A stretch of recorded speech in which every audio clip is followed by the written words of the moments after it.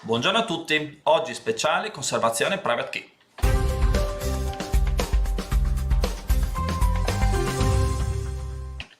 Private key, tutti quanti voi sapete che cos'è e soprattutto sapete quanto la private key è un dato sensibile, quanto importante sia conservarla in modo sicuro e quanto importante sia soprattutto non perderla.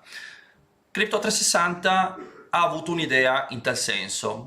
In realtà ci sono già delle altre società che in qualche modo vi danno la conservazione delle vostre criptovalute.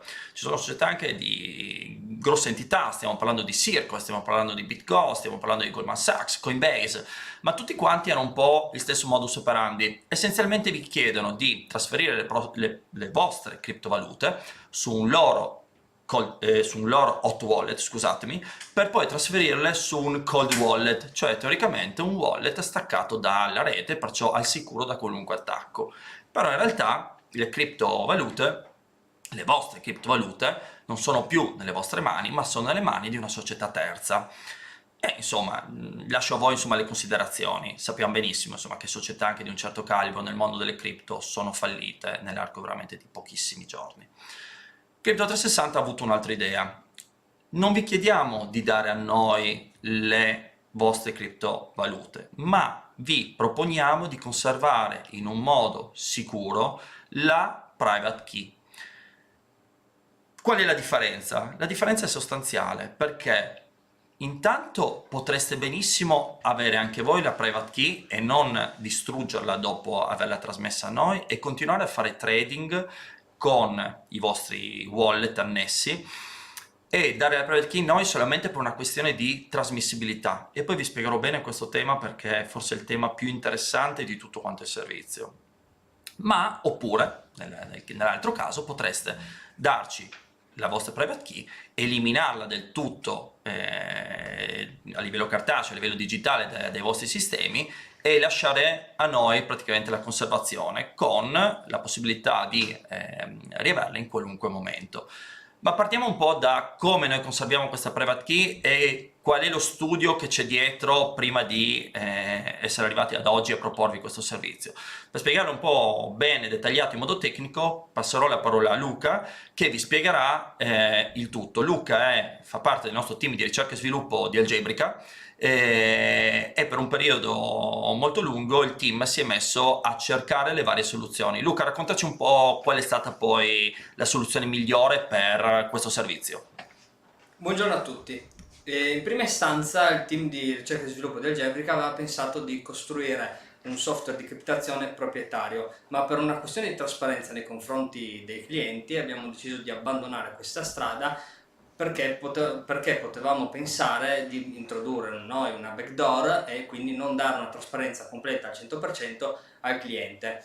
Quindi ci siamo affidati a società terze che producono software di criptazione e abbiamo individuato nel mercato dei software appunto quello che secondo noi al giorno d'oggi è il miglior software, che è un software basato sul protocollo di criptazione AES 512 che allo stato attuale è il miglior protocollo di criptazione a livello commerciale. Assolutamente, bene. E questo direi fino a qua benissimo per quel che riguarda la criptazione della private key lato cliente. Però poi abbiamo detto ok, questa private key deve essere trasmessa a noi. E anche qua, Luca, abbiamo deciso di utilizzare un sistema di trasmissione sicuro, perché il problema che voi mi avete detto, io non lo sapevo, era che essenzialmente questo file si poteva corrompere nella trasmissione del cliente verso Algebrica, o meglio verso Crypto360. Spiegami un po' meglio. Assolutamente vero quello che hai detto, infatti in fase di post-criptazione viene fatto un checksum prima lato cliente e lo stesso checksum viene fatto lato ricezione, quindi lato Crypto360, in modo da verificare l'integrità del file stesso. Una volta ricevuto il file, Crypto360 aggiunge un ulteriore strato di criptazione basato non più sul protocollo AES 512 ma sul protocollo AES 2048, che è il protocollo allo stato attuale usato in ambito militare. Perciò diciamo il protocollo in assoluto, a meno che si sappia, più sicuro che esiste. Una volta fatto questo, che cosa facciamo, Luca? Dove lo mettiamo questo file? Una volta appunto criptato il file anche lato Crypto 360, il file viene conservato in maniera fisica nella sede di Crypto 360, nel cavo di Crypto 360, e poi alcune copie vengono conservate su dei cloud geolocalizzati in giro per il mondo, appunto. Bene, questo perciò ulteriore sicurezza che se domani la sede di Crypto360 esplodesse, in realtà i vostri file sono comunque al sicuro, perché Crypto360 mantiene una copia in, ovviamente, geodelocalizzato in ulteriori server sempre di proprietà di Crypto360, in modo da dare la massima sicurezza anche da questo punto di vista.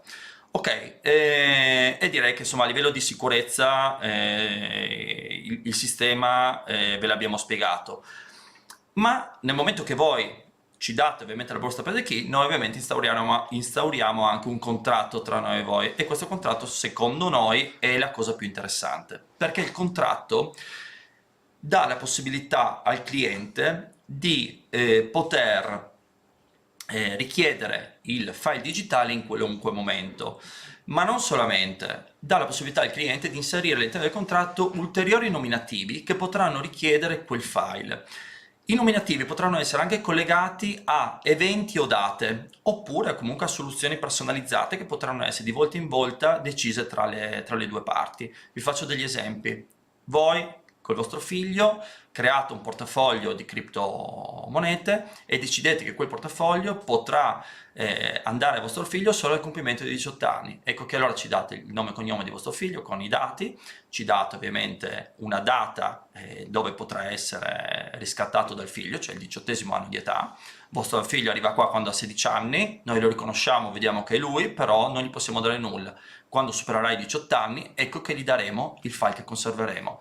Uguale ci può essere anche tra due società che decidono di trasferirsi qualcosa solamente dopo un determinato evento, oppure in caso di morte automaticamente ci saranno vari modi, potreste essere già voi a darci dei nominativi che potranno riscattare il file digitale, oppure in modo molto più semplice a livello di successione, se arriveranno qua gli eredi, noi daremo agli eredi il file. Ovviamente prima verificheremo la morte, verificheremo la successione, ci saranno dei controlli che noi andremo a fare, e se tutto quanto sarà regolare, ecco che trasmetteremo quello che noi conserveremo per conto vostro.